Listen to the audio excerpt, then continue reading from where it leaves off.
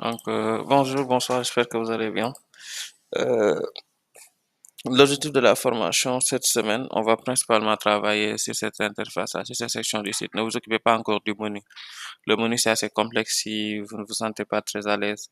Donc là, vous avez le rendu côté web, là, vous avez le rendu côté mobile. Vous remarquerez quelques subtilités, à savoir lorsqu'on est sur du mobile, l'image se positionne en haut et tout cela. Lorsque vous travaillez sur du Figma, c'est pas compliqué. Il suffit juste, par exemple, vous avez besoin de l'image, vous cliquez juste sur l'image. Là, ça vous écrit l'image, une prévisualisation de ce dernier avec toutes les caractéristiques. Vous appuyez sur image.png qui est le nom de l'image. Automatiquement, il va s'ouvrir sur un nouvel onglet. Là, vous pouvez faire un clic droit et enregistrer l'image sous. Comme ça, vous pourrez accéder à l'image. Vous avez besoin, par exemple, de connaître c'est quoi la couleur de ce bouton-là. Il vous suffit juste de cliquer dessus. Et là, vous allez voir apparaître le code couleur de notre bouton. Au final, ça devra ressembler un peu à ça. Bon, j'ai fait le travail d'intégration aussi. Comme ça, je pourrais faciliter le travail. Et n'oubliez pas, quand on est sur du mobile, j'appuie sur inspecter, clic droit, inspecter.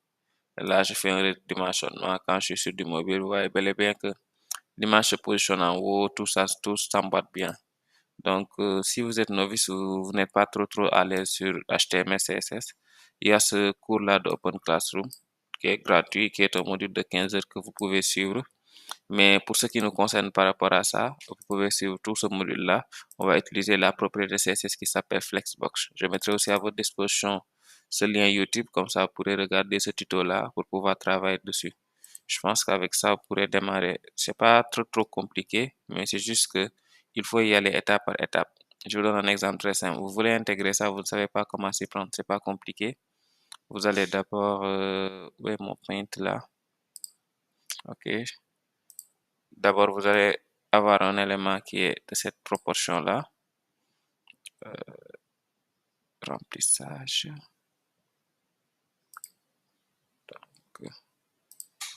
Ensuite, vous allez avoir un autre élément qui est là, de couleur jaune par exemple. Ensuite, vous allez avoir un autre élément qui est là,